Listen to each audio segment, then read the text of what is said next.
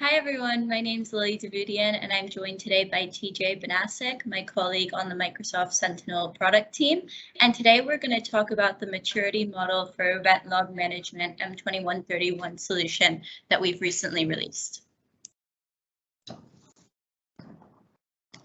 For those of you not familiar with M2131, it's really there to help increase visibility before, during, and after a cloud security incident.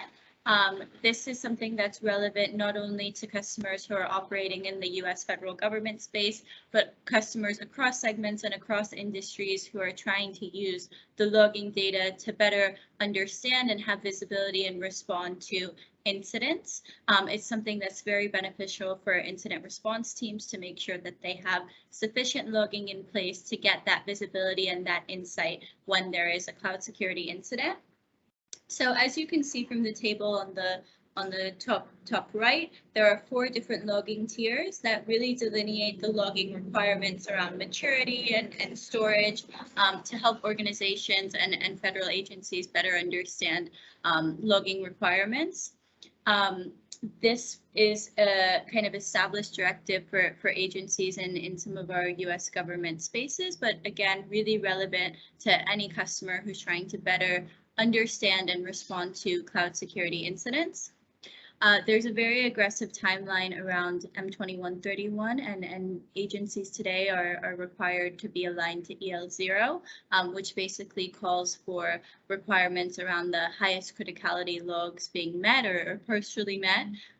The next milestone is September of 2022 for EL1, and we've really built a solution in Microsoft Sentinel to help customers in this space or who are interested in getting this logging visibility really get up to speed quickly with something that's out of the box that leverages the investments that they've made both in Microsoft products but also in on-prem or maybe third-party tooling, and have that holistic visibility and actionable insights all from one pane of glass. So let's have a look at the solution that we've built.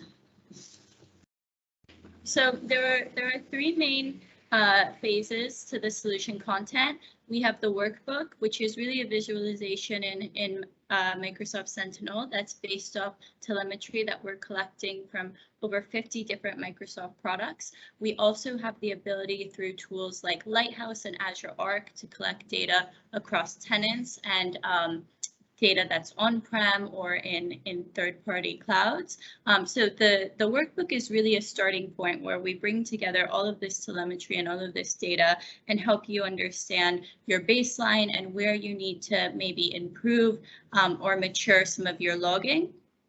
We couple that with analytics rules and hunting queries that help provide that continuous monitoring and assessment so that you can understand the health of that connectivity over time.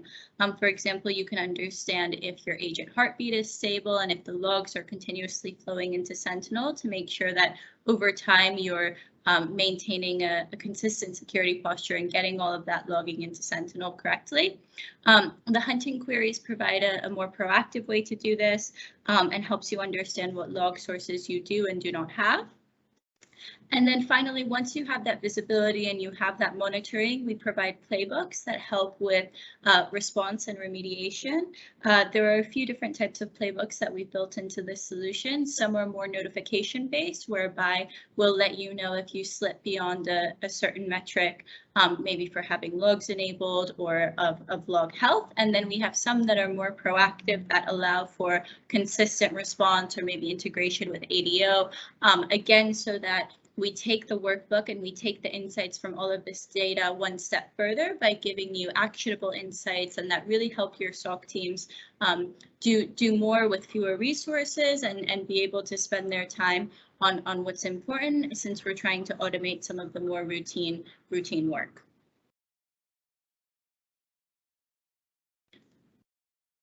So when we think about the benefits of this solution, one of the big ones that I've highlighted so far is just the mapping across Microsoft products. We really want to tap into the investments that you've made in various Microsoft products and by bringing in that telemetry. So if you're using Microsoft Defender for Cloud today, we'll bring in the results from those recommendations and really help tell a story around M2131. We recognize customers still have data on-prem, and through Azure Arc, we can bring in those insights as well. We also recognize there are investments made in other clouds and that the story is sometimes complicated across tenants or across time. And we also have the ability to see the story really holistically across tenant over time, or to zero in on one subscription for one shorter amount of time. All of that visibility from one pane of glass. As I mentioned, your incident response team, we have a lot of great functionality around the design and the build stage, and we can also do some of the monitoring and response through the analytics rules and the hunting queries. And then once you get those really actionable insights, all of this can be printed to a very easy to understand PDF report that can be shared with decision makers, and that can be used for road mapping and more.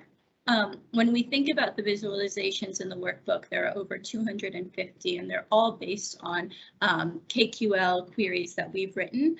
This makes it really easy to modify with some of our parameters, again, based on time, based on tenant, and we've tried to do a lot of the heavy lifting in terms of building a framework that gives you that all-up view, but that also allows for very easy customization, all from within Microsoft Sentinel. And to close here, really the biggest takeaway is that we combine the visibility through the workbook and the continuous monitoring with the ability to respond and with the ability to automate and have consistent responses that really help your incident response teams focus on what's important and get the logs that they need for the further investigation and visibility. So with that, I'm going to hand it over to TJ to talk a little bit about a use case. Hey team, TJ Banasik with the Microsoft Sentinel product group. I want to walk you guys through the demo component of this as far as the scenario. How can I, as a user, leverage this content to meet M2131?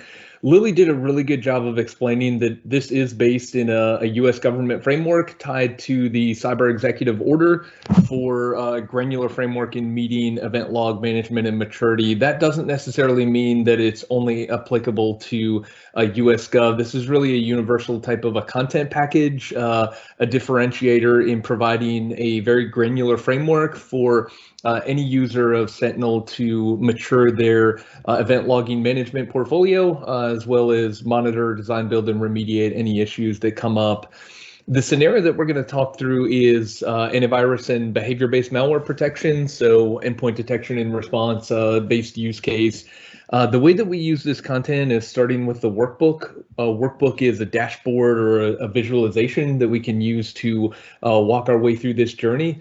Each one of the control requirements within the framework, there's about 100 of them or so, is going to have a control card. So the control card is going to provide everything that you need in a one-stop shop to understand what the control is with the U.S. government requirements, to build and design that. If you're enabling it or implementing it for the first time, you'll see documentations. We'll show you which products that we're using with links to their pages, what telemetry they're using with docs to align to what that telemetry is good for, references in the docs for implementation and getting started. Anytime that we have a product, we'll also provide you a product portal link. Reason we do this is with a lot of products, it can get kind of challenging to move around if you don't have a good cheat sheet or whatnot. So if we reference a product, you have a portal. So it gives you a great plan of what you need to do and a quick jump off point to make it happen, and then measure and document your progress while you do it. Once you've built and designed the control, the next thing that you'll move to is the assessment phase of it. We have an assessment component of the workbook. This is a better together story between Microsoft Sentinel and Microsoft Defender for Cloud. So we're leveraging the Azure Resource Graph to pull in the assessments from Defender for Cloud. And what we've done is map it to the M2131 framework, so you can monitor your agent health, your security posture, your collection, a lot of different variables by maturity level to understand where you are and what you can do to remediate and get better. So the workbook is helpful for getting up and running. You probably don't want to have to come back to it all the time. If you want to remediate something, it gives you a roadmap of what you need to change. There are deep links throughout the workbook to bring you on different places that you need to move. Remediation would be one of the more common places to go. So anytime a recommendation is made, you'll see a quick link to remediate that finding. So you don't really need to dig and figure out, how do I get from one product to the next? you can click a deep link to go to a quick fix on it. Once you've built and modified your posture and you're happy with where you are, you want to monitor that. So either in your governance compliance team or possibly your security operations center. Eyes to glass on workbooks every day isn't really realistic. So we've put in analytics and hunting rules. So hunting rule is more of a proactive query. We have give or take 8 of them in the solution to run and see how your posture is. Anytime you come in, quick click to make that happen.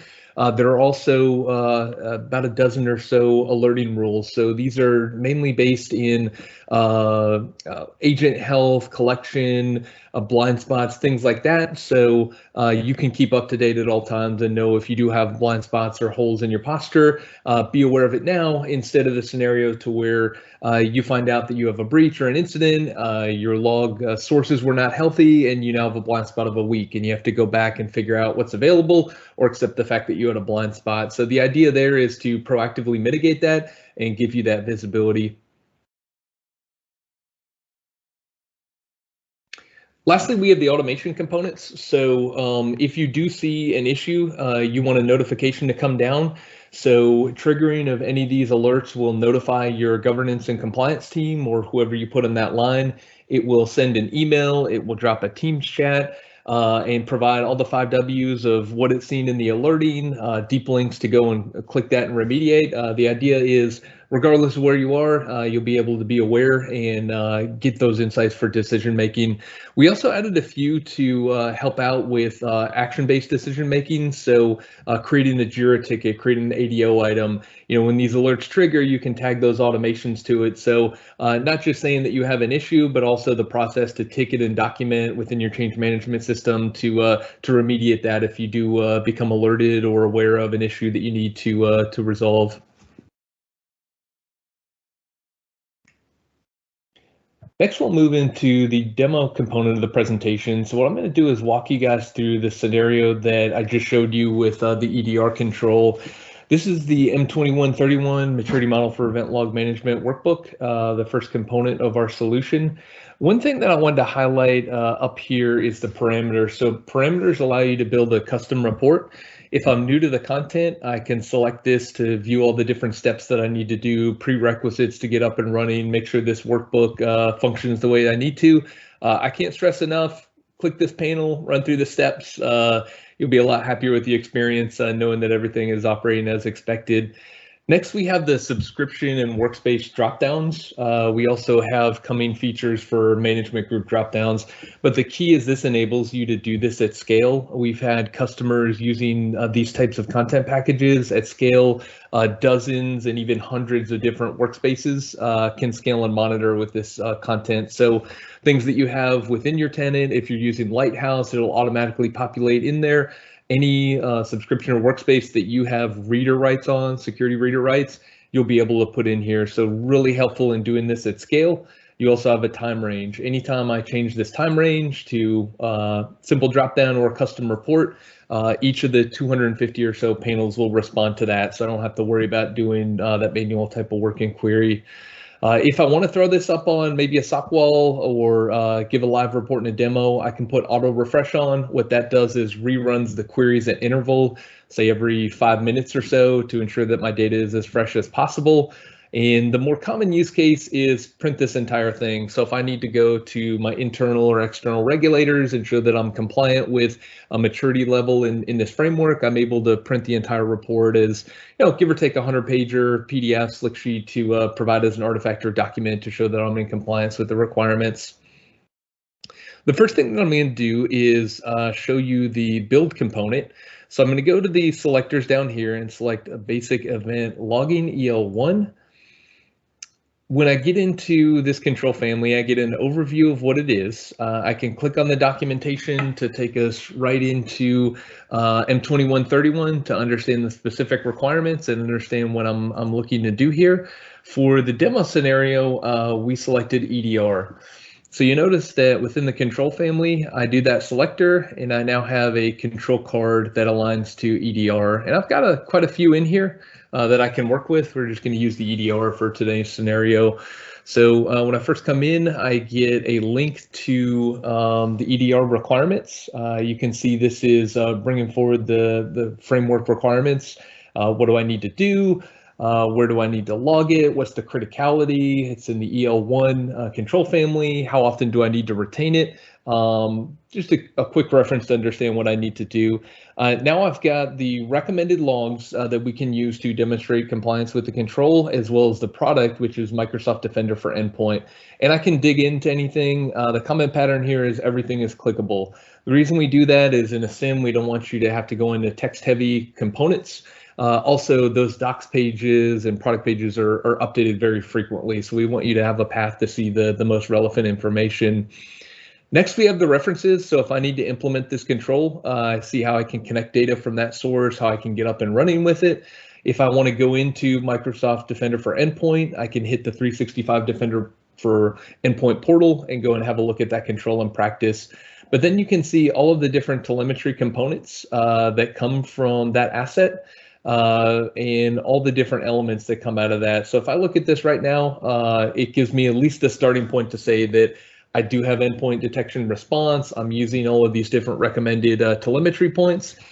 This is where I would go and document that. If I'm trying to show my implementation and maturity path, I can say that I, as an assessor, feel this is implemented. I can add the date. I believe today is 11 January 22. I can add notes. So if I have my system security plan or configurations or different resources, I can say, C configurations at toso.com SharePoint. When I do that, I get a few notes there. So if I want to come back and assess this control later or show it to a regulator, I'm able to throw some of that in there. Next, after I'm satisfied that I've met the control, I'm going to go back up to the top of the workbook, unselect the control family, and I'm going to go to assessment to make sure that I'm where I need to be as far as policy. Remember that EDR was in the EL1 control family, so I'm going to remove the selector for all and select EL1. So this is the component that integrates with Microsoft Defender for Cloud, our cloud workload protection platform. It's looking at the policy and recommendations that I need to be compliant and healthy with these control requirements. So I can see that currently I'm at about 30%. Each one of the recommendations is counted against a control. So if I have a recommendation against 5 assets, that would basically be a score of 5. That's totaled up to see how I am overall. So some work to do here. I'd probably want to know what work I need to do. So the next panel will show me all of the different recommendations that were made. Right at the top, you see install the endpoint protection on virtual machines. So looks like I've got about 16 machines that are passing. 12 of my assets don't have the endpoint protection in the EDR component. So that's letting me know probably the first thing that I want to do when I'm making a plan of action. Next, I want to know which assets are the problem assets, or at least the place that I want to start. I have my subscription that I'm evaluating against, and then I see my different assets in here. So these are probably at least the top of the list and the places that I want to go and apply this control. I can see posture over time. This is something that's pretty valuable if I want to understand how I'm doing.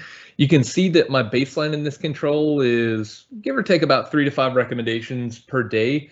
There was a noticeable change in my posture on the 21st of December. Something major changed in the environment. I'm seeing about 80 different recommendations made. Probably a lot of assets were onboarded or changed in some way. I want to understand why that happened, why recommendations were made without a secure deployment. So that's helping me enable the decision making to better understand that and stay secure over time. Next, we have the details breakout. This provides the component area to go and fix this. So install endpoint protection. I see one of the assets that was at the top of my list within EL1. It is related to a collection agent, and the recommendation is not passing. It's a high severity, and the first time this is observed, it looks like the 22nd of December. So I'm going to click the quick link fix. This is going to pull me over to my MDC demo tenant. And it's going to put me directly onto that recommendation for that specific asset. So I'm now in MDC, and I can see all of my assets, the 12 or so in the list, with a single click install Microsoft Defender for Endpoint on all of those assets. And what you'll notice is once I initiate that command, if I return to the workbook within the next cycle, I'll notice that I'm now healthy for that control and my posture is much better.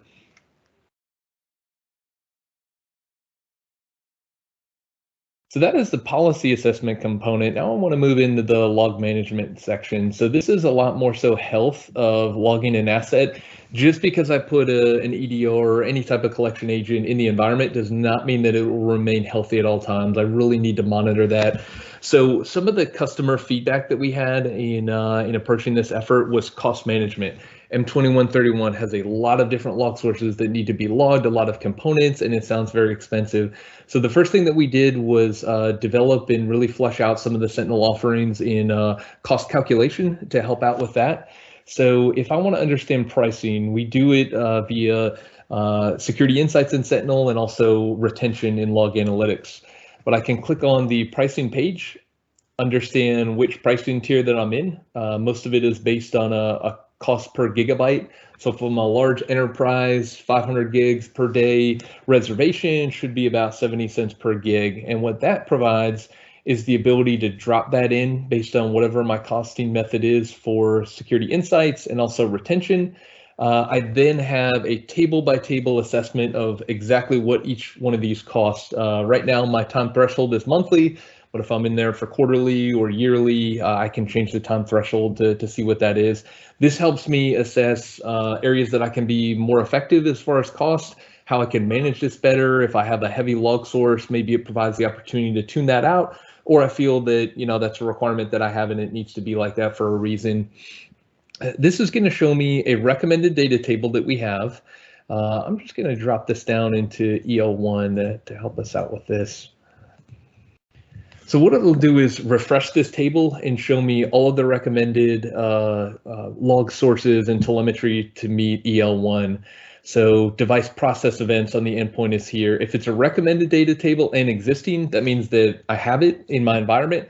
If it comes in as recommended and there's not something there, these are log sources that I might want to think about putting in my environment to help me meet those controls, and they'll all have their own control card, and you can get a better understanding of why when you get into those sections.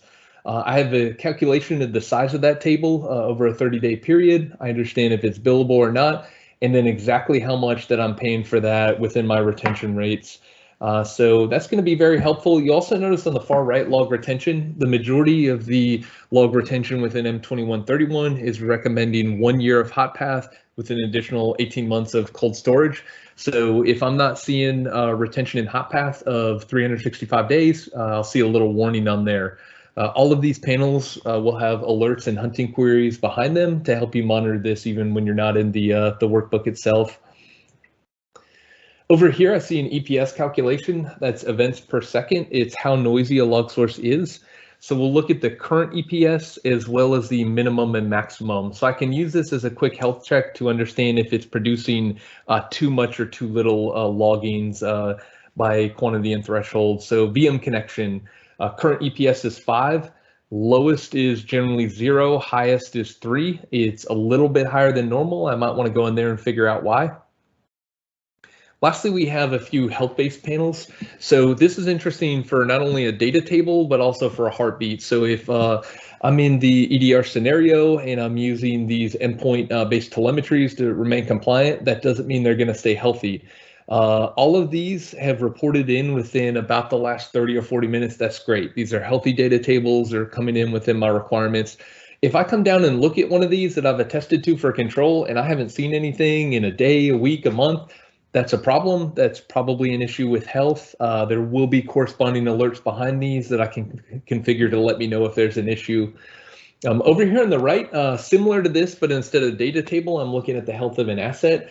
If a computer or a machine or an endpoint doesn't check in for an amount of time, that indicates that it was either removed from the environment, which I'd want to know about within change management, or it's unhealthy. So attack workstation, haven't seen it in 26 days. Maybe that was brought in for a red team pen test and now it's gone. Awesome. I can justify that for each one of the assets. DCO2, domain controller 2. If I didn't remove that asset and that asset is now unhealthy and not logging, that's a problem. I'll have corresponding alerts to back up this panel and help me understand that. So that's how we evaluate the different health management postures. The last thing that I wanted to show you is how to look at the different alerts that correspond to this within the solution. The first thing that I'll go to is hunting. Hunting is different than analytics. They're both based in KQL queries, but hunting is a little bit more proactive, something that might be a tad bit too noisy to run as a scheduled query rule. I'm going to search M2131, and you'll notice that we have about 8 or so hunting queries. What I'm going to do is select them all and run. Now, what this is doing is evaluating my posture health within EL 0 through 3 to understand how I'm doing. Anytime that I do not have a recommended data table, it's going to let me know that in the results. And it's also going to let me know if a log source or data table is unhealthy. So I'll sort by results. I see 7 at the top for recommended data table in EL1, which is where I was. So if I want to get more details, I can look at the query, understand which assets are not being logged, which policy I'm not in compliance with. So just a quick method to come in and check your health across all of these. If I'm only at a certain place in my journey, maybe I might want to disable the more advanced ones until I get to that point. And lastly, we'll go to the analytics. So there's a few scheduled query rules that we built into the package to help me monitor my compliance over time. I'm going to select M2131. This one is for asset stopped logging. So the last panel that I showed you in the bottom right is a corresponding rule to help out with that. I probably don't want to say eyes on glass in that workbook at all times. So this will bring me into an alert that will notify me when there's an issue. So I'll go to edit that rule to understand what it looks like. Setting rule logic provides the query, so I can understand how frequently this is running. I can adjust those if I want to get a better configuration of the data. On the right, I have a result simulation. This is an ML model that will run over time slices to tell me how noisy this alert is going to be. So currently it's running anywhere between 3 and 10 times a day. So I might want to think about tuning that out to understand why things are in there. I might change my time threshold to maybe a little bit more in between reporting to summarize that. But this basically allows me to tune it to ensure I'm not getting too many alerts into my monitoring or my SOC team to overwhelm them. So really great there for tuning to help out with that. And once it's ready, review and update, and then I can view that query. And what it's going to show me is a similar view to what we saw in the last panel for assets that haven't reported in. We also have automation rules that Lili was nice enough to tell us about. So when an alert triggers, it'll notify me with all the details and the deep links via email, Teams chat. I can also tag in automations to create tickets in ADO or in Jira. That's all we have for the demo component. Lili, back to you. So with wanted to just share some closing thoughts around how you can go ahead and get started today with the M2131 solution. So recommend jumping into Microsoft Azure and having a look at the solution in Content Hub, and we look forward to hearing how you use it and your feedback. Thanks for joining us today. Thanks, team.